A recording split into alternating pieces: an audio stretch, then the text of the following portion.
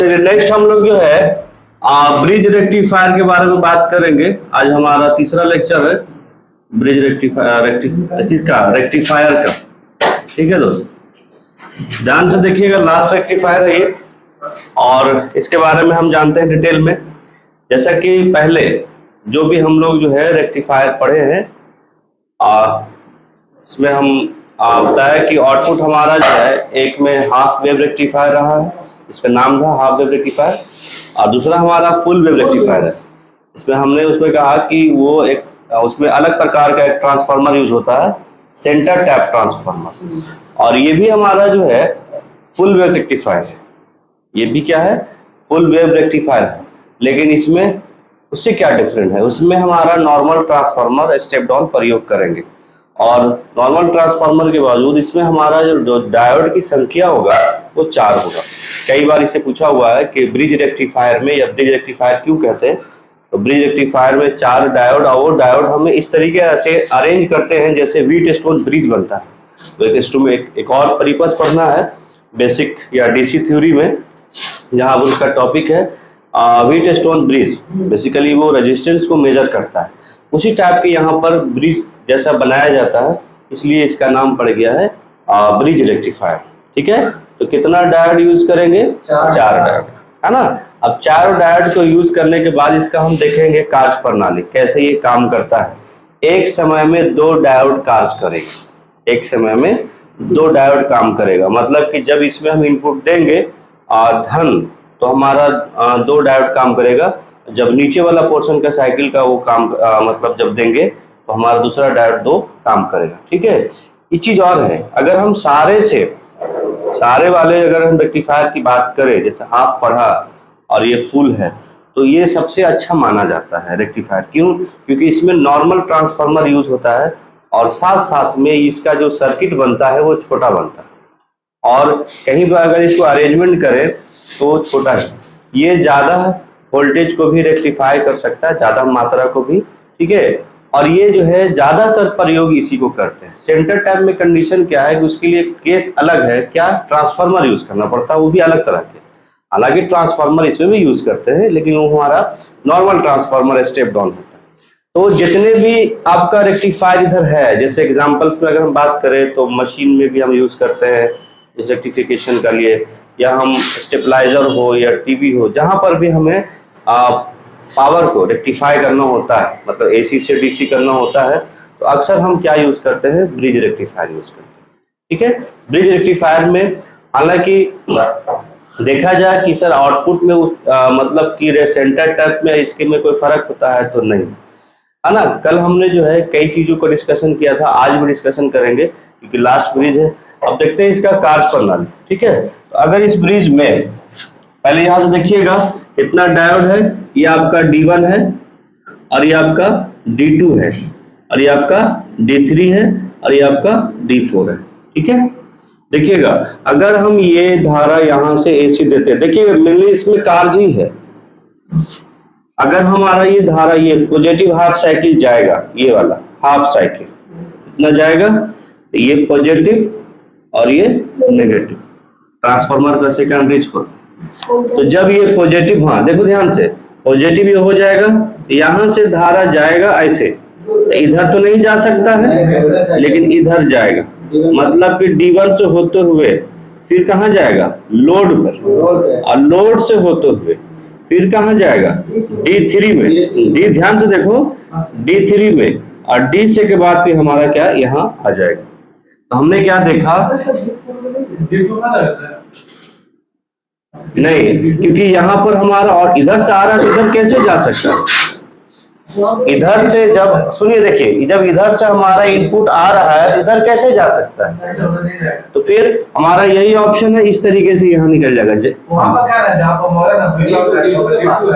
D3 बोल रहे हैं दोस्त, D कैसे जाएगा, यहाँ से तो यहाँ से आ ही रहा है, हमारा ये रास्ता जो है ऐसे आ रहा है। ठीक है, जिधर से आ रहा उधर वापस नहीं रह जाएगा, हमारा ये पॉजिटिव है, यहाँ से आए यहाँ पे आना चाहिए, तो फिर यहीं आ जाएगा, नहीं ना आ सकता है। ध्यान दीजिए, पहले हम डिस्कशन किए इसके बारे में कि कभी भी हमारा जैसे धारा अगर जाना होगा तो ऐसे ये पॉजिटिव है नेगेटिव है, तो पॉजिटिव से नेगेटिव जाता है, ना कि फिर हमारा फिर पॉजिटिव की तरफ चला जाएगा। अगर ऐसा नहीं जाए, देखिए फिर ध्यान से देखिए, अगर यहां से गया तो कहां गया, D1 में, मतलब कि D1 हमारा क्या हुआ, फॉरवर्ड वाइज ऑन कंडीशन में। D1 से फिर कहां गया, इधर लोड में, लोड हमारा RL लगा हुआ है, और लोड से कहां गया, फिर हमारा यहां पर आ गया। अब यहाँ पे आपको डॉट लग रहा है कि सर इधर जाएगा कि इधर जाएगा, इधर इसलिए नहीं जाएगा कि जिधर से आया उधर ही आएगा, जाएगा इसीलिए लग रहा है कि सर ये भी तो फॉरवर्ड वाइज ही नजर आ रहा है, लेकिन दोस्त जिधर से आया है उधर नहीं जाएगा, कहां जाएगा, नेगेटिव की तरफ टर्न जाएगा। हाँ, D3 से होते हुए आपका फिर ये नेगेटिव टर्मिनल पे आ गया। उस कंडीशन में इस तरीके का सर्किट हमारा बनता है ना। देखिए ये वाला सर्किट बनेगा, ये हमारा D1 है, ऑन रहेगा, और D3, ये सर्किट ऐसे बनेगा। अब बताओ कि ऐसे धारा जाएगा तो क्लोज सर्किट बन रहा है ना, देख रहे हैं ना, तो हमारा ये वाला आउटपुट आपका दे देगा, D1 और D3 ऑन रहेगा। क्लियर। हमने क्या बोला था कि जब कोई पीएन जंक्शन डायोड को, ये डायोड है, अगर हम बैटरी के या स्रोत के पॉजिटिव लेते हैं तब ये डायोड हमारा जो है एज अ काम करेगा, बंद परिपथ की तरह काम करता है। लेकिन अगर हम इसको नेगेटिव से इधर पॉजिटिव से जोड़ देते हैं, मतलब ये नेगेटिव कैथोड है और हम इसको जो है पॉजिटिव टर्मिनल से जोड़ देते हैं, तब हमारा ये क्या, diode as a open switch की तरह काम करेगा। यही केस है जब शुरू में हम बताते आ रहे थे पीएन जंक्शन डायोड से ही, है ना, बताया था कि इस तरीके से ये काम करेगा। अब देखिए ये पॉजिटिव साइकिल हो गया, इस पॉजिटिव साइकिल में हमारा कौन कौन ऑन रहा है, तो D1 और D3। क्लियर। अब देखिए अगर हम ये नेगेटिव हाफ साइकिल देते हैं, ऋण देते हैं, तो ऋण देते हैं तो ये पॉजिटिव हो जाएगा, नीचे वाला पॉजिटिव बन जाएगा और ऊपर वाला क्या बन जाएगा, नेगेटिव। मतलब धारा ये जब देंगे तो धारा इधर से जाएगा, इधर से जाएगा तो कहां जाएगा, D2। देखिएगा ध्यान से, हाँ यहां से धारा जा रहा है क्योंकि ये पॉजिटिव बन गया है, ये यहां से गया तो कहां बन गया, D2, और D2 से फिर आपका कहां चला गया, लोड में गया, और लोड से कहां गया, फिर आपका D4, और D4 से कहां चला गया, नेगेटिव, क्योंकि हमें पॉजिटिव से कहां जाना चाहिए, यहाँ पे भी लग रहा था तो फिर यही रिटर्न आएंगे, है ना। तो इस कंडीशन में हमारा जो है D2 और D4, है ना, D2 और D4 क्या करेगा, ऑन कंडीशन में रहेगा। हमने एक एक्स्ट्रा परिपथ बना चुके हैं कि जिससे आपको आसानी हो। ये पहला केस में हुआ, मतलब कि इस वाले पॉजिटिव केस के लिए, और ये आपका दूसरा केस में हुआ, ये वाला केस के लिए। ठीक है, तो हमारा D4 और D2 क्या करेगा, ऑन रहेगा, तो हमारा इस तरीके से आउटपुट देगा।